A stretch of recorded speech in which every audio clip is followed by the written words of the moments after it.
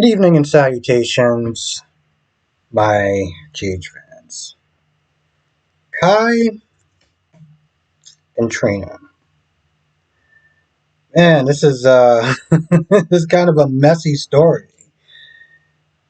I don't know. In a sense, I feel, honestly, to tell you the truth, I really do feel like the last great story that they've given Trina was her and Spencer.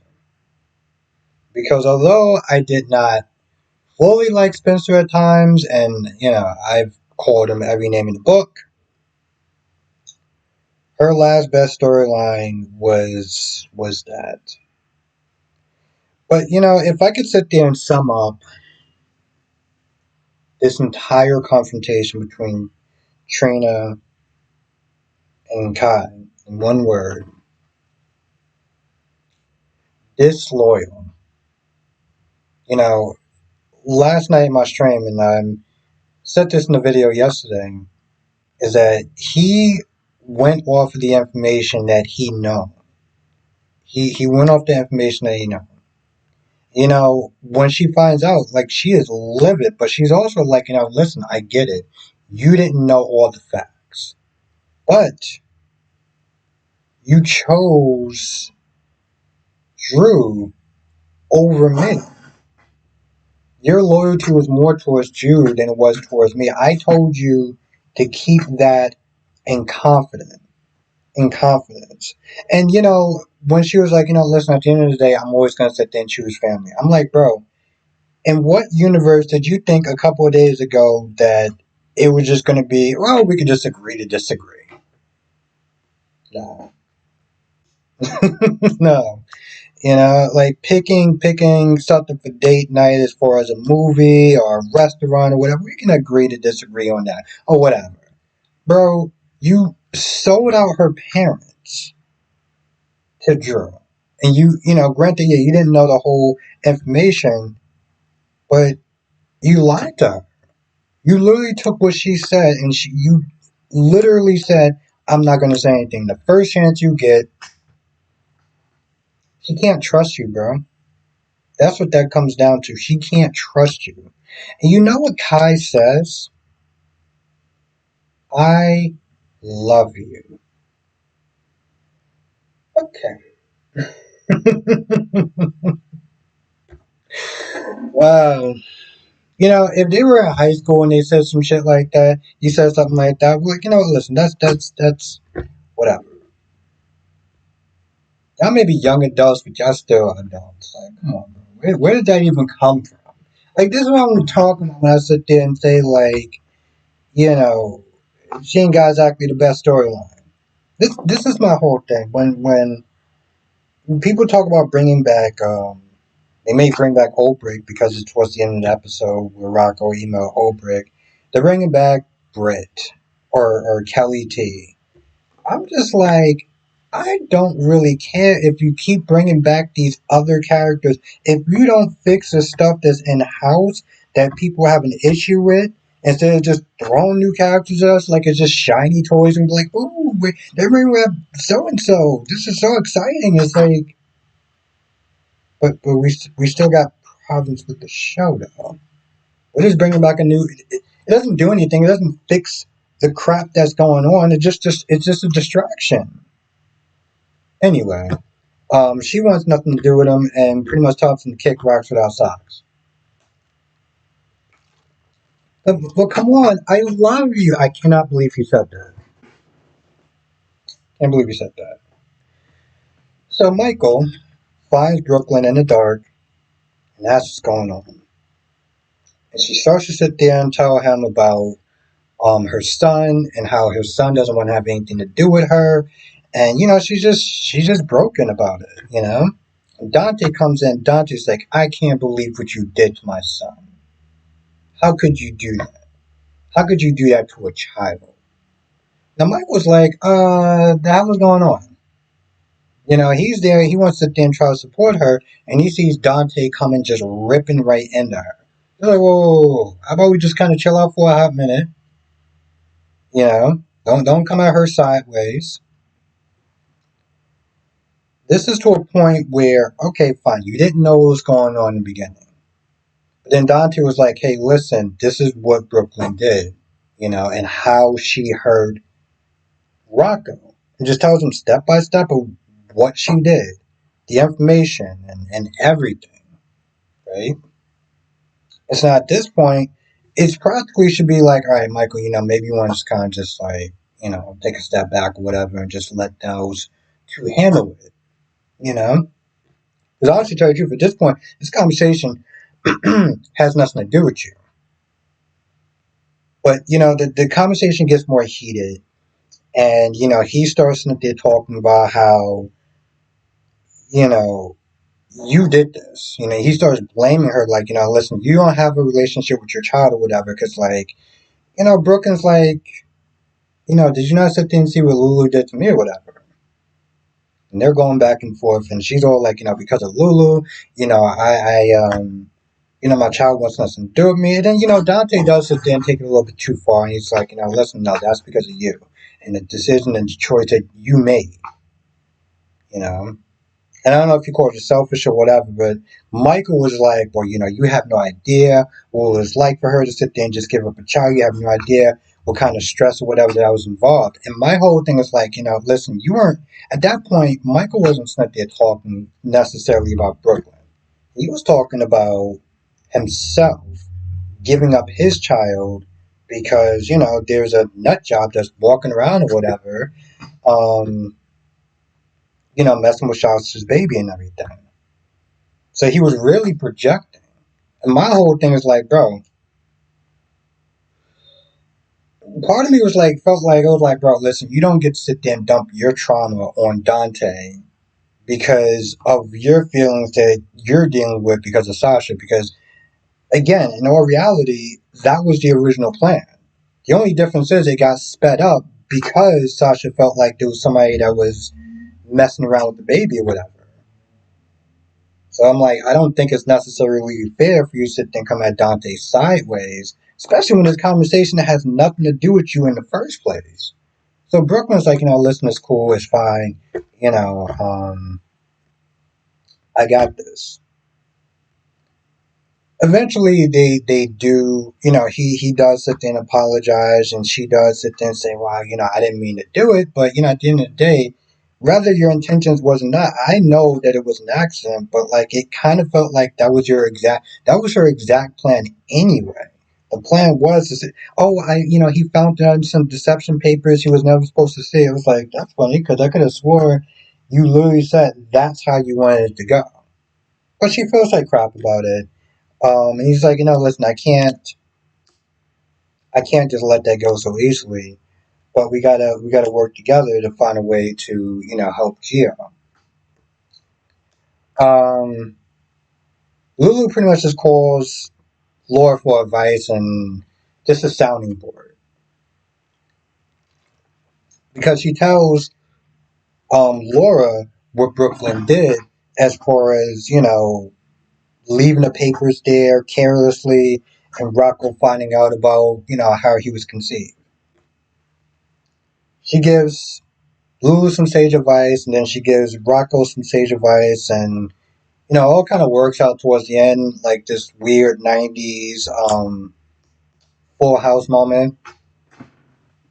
But towards the end, Rocco was online anyway, and at the end of the episode, he winds up emailing Oprah. He got questions or whatever about Brett. We haven't seen Oprah in a while. I know a lot of people be happy about that. Um, I was like, wait, who's Tony and EJ? Oh yeah, that's the wrong show. That's what that is. It's the wrong goddamn book. Okay, so Tracy is up there trying to tell Chase that whatever she's plotting, you need to sit there and find a way to stop it before she winds up doing something that she's going to regret or she's going to go too far. And I just kind of felt like Chase was being hella defensive and a little kind of protective towards Brooklyn against her own grandmother. You know? Because, Tracy's like, listen, me and Brooklyn are a lot of like when somebody hurts us, we go back 10 times as hard. And at first, she's like, "Oh, I don't think we should be sitting there talking about her behind her back." And then, "Oh, I don't think we should be sitting there managing her or anything like that." And I'm like, "Bro, you getting hella defensive as though like she is trying to come at her sideways." And I just felt like that conversation just went way too long. Just basically just saying, "Hey, listen, whatever you think that she got going on, you might want to sit there and curve her before she takes it too far." That's all she was sitting there trying to say. And it just seemed like it was like getting through a goddamn brick wall. Like, I don't understand what was he so defensive about. And I get it, he's protecting his wife, and he felt like Lulu was sitting there coming at her sideways, and the bullying and the harassment and everything like that. Um, So he kind of in some ways feels like, listen, if my wife comes after her, hey, it's not like she has it coming, and I can see that, but it's like, Tracy is in this very in the middle scenario because she loves Brooklyn, but she also loves Lulu, so she's counting on Chase to sit there and try to find a way for peace before things get too out of hand. But I mean, I don't know what more he can do. There's a point where he does sit there and make it very apparent, like, oh, it doesn't matter what she does, I'm never going to sit there and leave her, or she's not, I'm never. It's never going to push me away, no matter what she does. I was like, that sounds like a load up to me. Trust me, there's always something that somebody can do to push you away. Always. Um, And I thought there was a point when Brooklyn and Dante was hugging, that Chase is going to come in there and be like, well, I guess everything except for that. That didn't happen yet. I don't know. Maybe it's just me, but I feel like they're setting up this whole Brooklyn and Dante thing, as far as them getting together. Which I know would negate the whole wedding and everything like that. Like, what's the point of having a wedding if you're just going to sit there and break them up a couple months down the road? But this is General Hospital we're talking about. So I wouldn't be too surprised, and I don't think anybody else should be too surprised either. Now,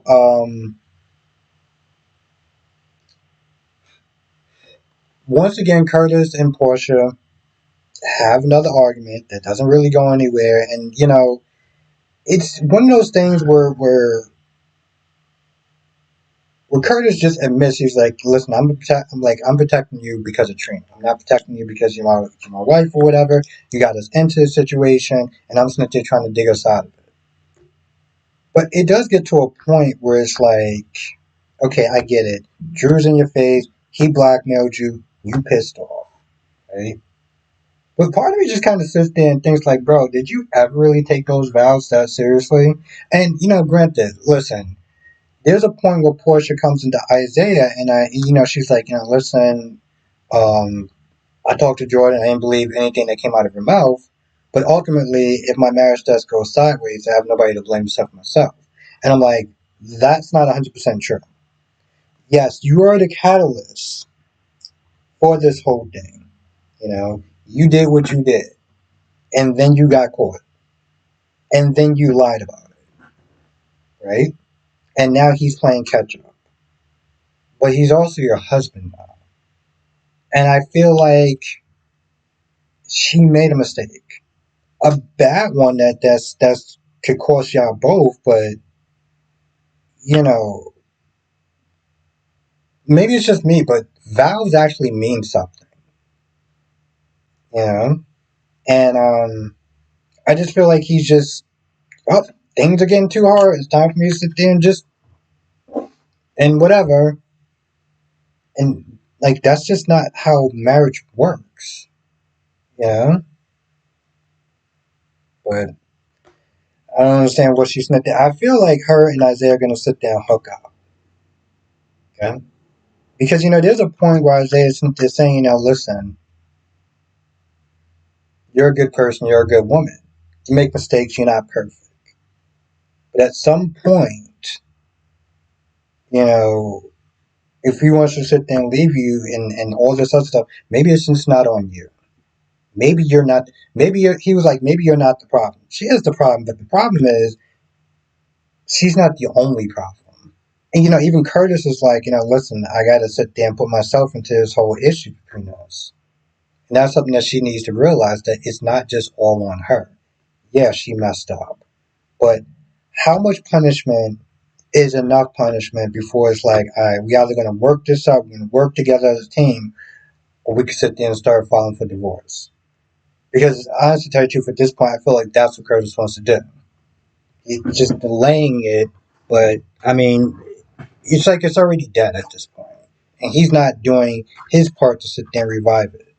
Now, originally, he was meant by Anna. See, Anna wants to inspire Emma and Vaughn. At first, she kept sitting there looking at him like, oh, you're a lot, you seem like you're a couple years old or whatever, right? Then she walks over there and starts to talk to both of them. As they're about to leave, she's like, no, no, no, I want to sit there and talk or whatever.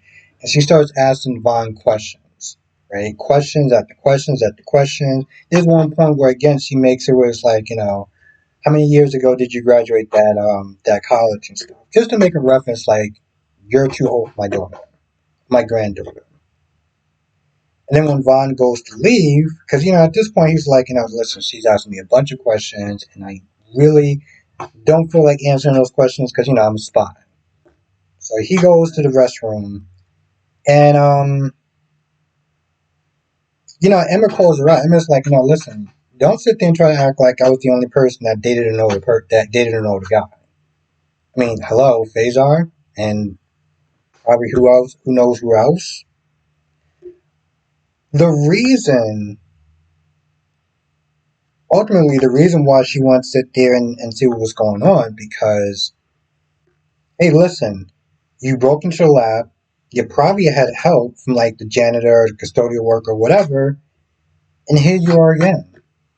Here you are again, chatting up with another custodial worker, and you're trying to get dirt or whatever, like, on this teacher.